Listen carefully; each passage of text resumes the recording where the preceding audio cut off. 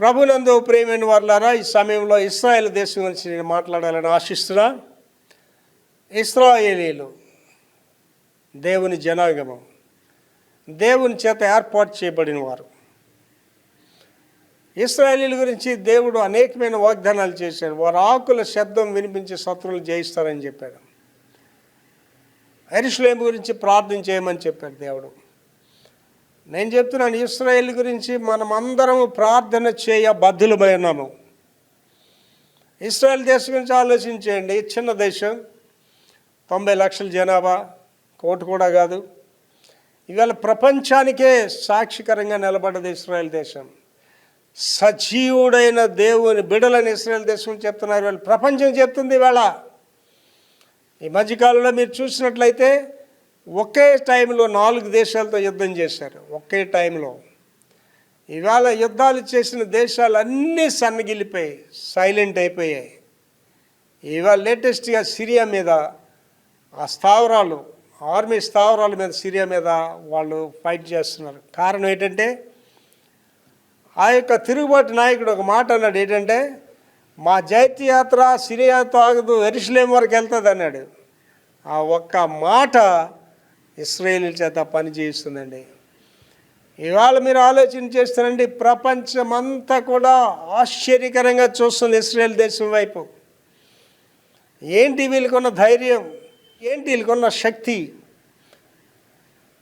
ఏమి కాదండి,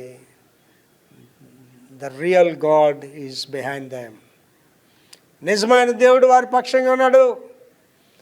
వాళ్ళ గురించి దేవుడు ఏం చెప్తున్నాడు అంటే, యుద్ధం యెహోవాదే, యెహోవా కార్యములు నిలిచి చూడని చెప్తున్నాడు.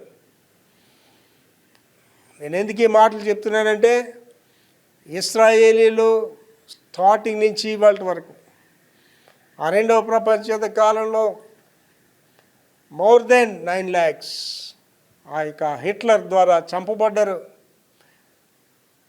ఒక మాట చెప్పాలంటే, యూదుల జీవితాంతం వారు పోరాడుతూనే ఉన్నారు. పోరాటాలతోనే వాళ్ళ జీవితం సాగిస్తున్నారు. రేపు ఏంటవుతుందో వాళ్ళకి తెలియదు. దేవుడు వాళ్ళకి దివ్య జ్ఞానం ఇచ్చాడండి. ఆ యొక్క హిజ్బుల్లా మీద చేసినప్పుడు ఎంత జ్ఞానం అంటే ప్రపంచానికి ఆశ్చర్యం. పేజర్లు వేలిపోవడం, సెల్ ఫోన్లు వేలిపోవడం, వాకీ టాకీలు వేలిపోవడం, నాయకుల్ని నిర్వీర్యం చేసి పడేశారండి. ఇవాళ సిరియా వాడు ఒక్క తిరుగుబాటుదాడు ఒకే మాట అన్నాడు, మా జైత్యయాత్ర యెరూషలేము వరకు వెళ్తుందనే మాటకి సిరియాని నిర్వీర్యం చేసి పడేస్తున్నారండి. అది వాళ్ళ శక్తి కాదండి, చిన్న దేశం అండి. అది చాలా చిన్న దేశం. ఇవాళ మన భారతదేశంలో పోల్చుకుంటే ఒక స్టేట్ కూడా కాదండి, అది ఒక చిన్న ఊరు. ఒక విశాఖ జిల్లా అంత జనాభా వాళ్ళది. A small country showing the high power to the world. అది ఇశ్రాయేలీలు కాదండి, ఇశ్రాయేలీల పక్షం కాదు దేవుడు. Is a living God. ఎవడు అంగీకరించినా అంగీకరించకపోయినా యెహోవా దేవుడు నిజమైన దేవుడు. తండ్రి, కుమార, పరిశుద్ధాత్మలు వాళ్ళు ఎంత నిష్ట కలిగిన వారంటే ఇశ్రాయేలీలు, వాళ్ళు చిన్నప్పుడు పిల్లల్ని స్కూల్ కంటే ముందుగా సునగోగులకు పంపిస్తారు. ఆ టోరాకు అంతటా పెట్టాలి వాళ్ళు. నిష్ట కలిగిన స్త్రీలు ఇశ్రాయేలీ స్త్రీలు. నిర్గమకాండంలో చెప్పినప్పుడు అక్కడ చెప్తాడు, అపరం మంత్రస్థానాలు చెప్తారు. ఇశ్రాయేలీ స్త్రీలు, హెబ్రీ స్త్రీలు మన వంటి స్త్రీలు వారు కారు. వారు చాలా చురుకైన వారు అంటారు. I feel proud about Israelites. నా వరకు నాకు ఒక ప్రశ్న ఉంటుంది, ఏంటంటే నేను యూదుడిగా ఎందుకు పుట్టలేదనే బాధ ఉంటుంది నాకు. కనుక ఇవాళ ఇశ్రాయేలీలు ప్రపంచానికి నిజ దేవుని చూపించారు. యుద్ధాలు గెలవడం కాదు ఇక్కడ, శత్రువులు జయించడం కాదు ఇక్కడ, ప్రపంచానికి నిజ దేవుడిని వాళ్ళు చూపించారు. వాళ్ళ వెనకలోనే దేవుడు అంటే నిజమైన దేవుడు, శక్తి కలిగిన దేవుడు.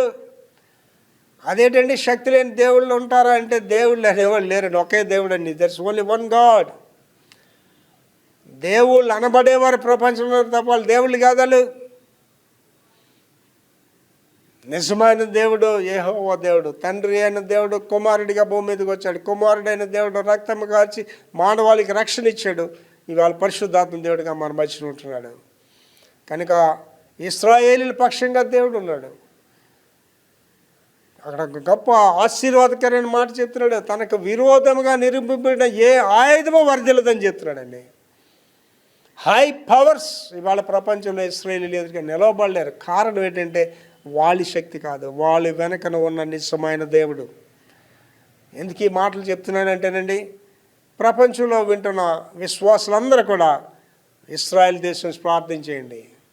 మనం వెళ్ళి అక్కడ వాళ్ళతో యుద్ధానికి సహకరించలేకపోవచ్చు, మన ఆర్థిక సహాయం చేయలేకపోవచ్చు, కానీ ప్రే ఫర్ ఇజ్రాయేల్. ఇశ్రాయేల్ గురించి ప్రార్థించేయండి, దేవుని ప్రజల గురించి ప్రార్థించేయండి, దేవుని శక్తి ప్రపంచం అంతటా ప్రసింపబడాలని ప్రార్థించేయండి. ఇశ్రాయేల్ని ప్రేమించేవారు అందరూ వర్ధిల్లుతారండి. Pray for Israel, stand for Israel. ఇశ్రాయేల్ని దేవుడు ఇంకా ముందుకు నడిపించేలాగా, ఏ శత్రు సైన్య సమూహాలు కానీ వారి ఎదుటిగా నిలవబడకుండా వాళ్ళు విజయం నుండి అత్యధిక విజయానికి వెళ్తూ మహిమ రాజ్యంలో మనమందరము వాళ్ళతో కలిసి జీవించేలాగా మీరందరూ ఇశ్రాయేలీయుల గురించి అన్ని దినము ప్రార్థన చేయాలని మనవి చేస్తూ ఈ నా మాటలు ముగిస్తున్నాను. May God bless you.